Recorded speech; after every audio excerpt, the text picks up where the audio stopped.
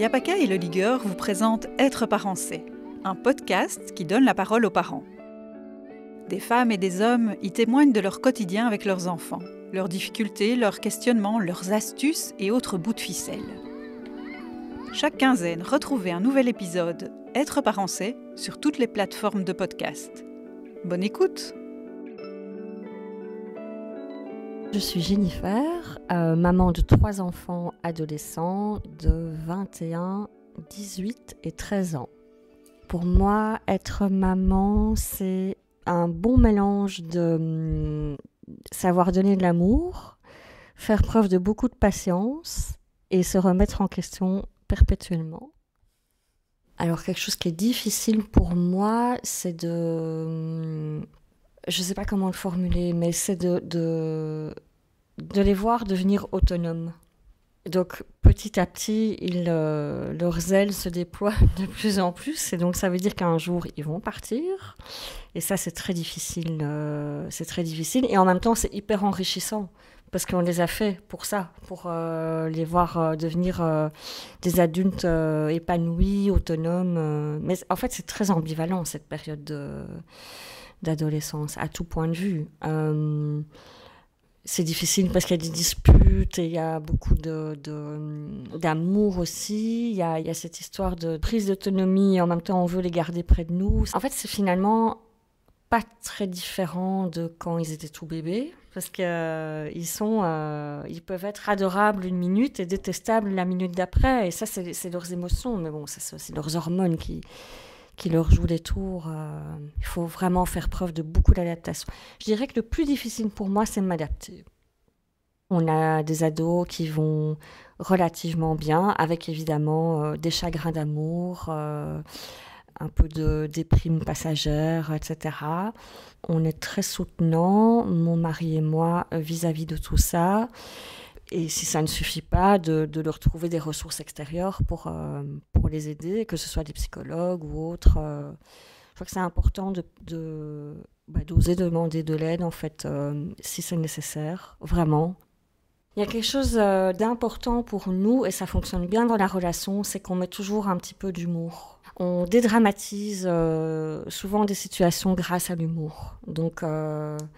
J'hésite plus trop maintenant à venir titiller mes enfants avec une petite phrase humoristique pour voir sa réaction. Et généralement, ça marche en fait. Il lâche prise et il me regarde en rigolant et en me disant « Mais avec quoi tu viens, maman ?» Mais ça marche. Donc ça fonctionne très très bien aussi. C'est assez récent. Je faisais pas ça avant. J'étais beaucoup trop stressée dans le contrôle de plein de trucs et... C'est grâce à une amie avec qui j'ai discuté il n'y a pas longtemps, qui m'a rappelé à quel point l'humour, ça peut sauver tellement de situations en fait dramatiques. Petite dose d'humour et il y a beaucoup de choses qui passent.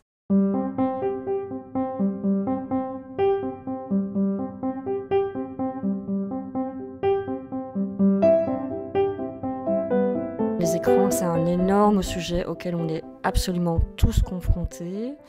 En tout cas, nous, on essaye de leur faire prendre conscience que trop d'écran, c'est mauvais pour eux. Bon, comme tous les parents, mais il y a les limites, les petites applications qui existent pour limiter le temps d'écran. Ça marche bien.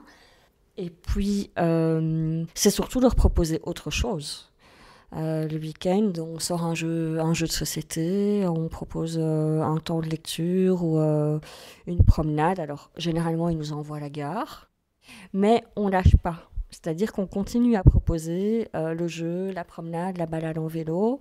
Ça marche pas à chaque fois, mais on tombe pas dans le fatalisme du ok, maintenant il n'y a plus que les écrans quoi. Ça on évite absolument. On continue à avoir une vraie vie non virtuelle en famille, dans la mesure du possible. Et puis le jour où tout le monde n'a qu'une envie, c'est traîner sur son téléphone, on lâche prise et chacun traîne un peu sur son téléphone et c'est pas grave parce que c'est pas notre vie au quotidien. Il faut pas aussi trop... parce qu'on a tendance à dire oui, mais moi de mon temps, et à parler parfois comme des vieux... déjà, nous de notre temps, on n'avait pas les écrans, donc c'est pas une comparaison juste pour eux, vu qu'on n'avait pas... ça fonctionnait pas pareil.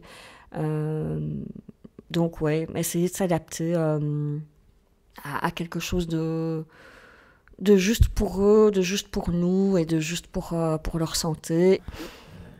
Et ben dans un monde idéal, ils passeraient 1 heure d'écran par jour. On irait, je parle du week-end là, bien sûr, on irait faire une petite balade, chacun lirait un petit bouquin et on cuisinerait tous ensemble. Mais je pense pas que ça se passe... Enfin, j'en sais rien. Après, peut-être que ça se passe dans beaucoup de foyers, et tant mieux, mais chez nous, c'est pas comme ça à chaque fois, en tout cas. Alors, un truc qui marche bien aussi chez nous en famille, c'est de passer un moment avec chaque ado séparément. Parce qu'ils ont tous leur personnalité, leur trait de caractère. Et donc, c'est pas facile de trouver aussi un moment qui satisfait tout le monde. Donc, voilà, j'essaie de passer un moment avec eux. Et c'est un moment privilégié où ils se sentent en confiance et où ils livrent beaucoup de choses. Donc c'est hyper précieux de passer un moment seul avec eux. Ils peuvent alors nous raconter des petites anecdotes ou enfin voilà, un petit peu se livrer sur leur quotidien d'ado qui n'est pas forcément facile. Si vous aussi vous souhaitez partager vos histoires de parents, contactez-nous par email à yapaka@yapaka.be. Retrouvez l'ensemble de la campagne Être parent c'est et commandez le livre sur yapaka.be. Une initiative de la Fédération Wallonie-Bruxelles. Le podcast est soutenu par Le Ligueur et le montage est réalisé par Marguerite Le Bourgeois.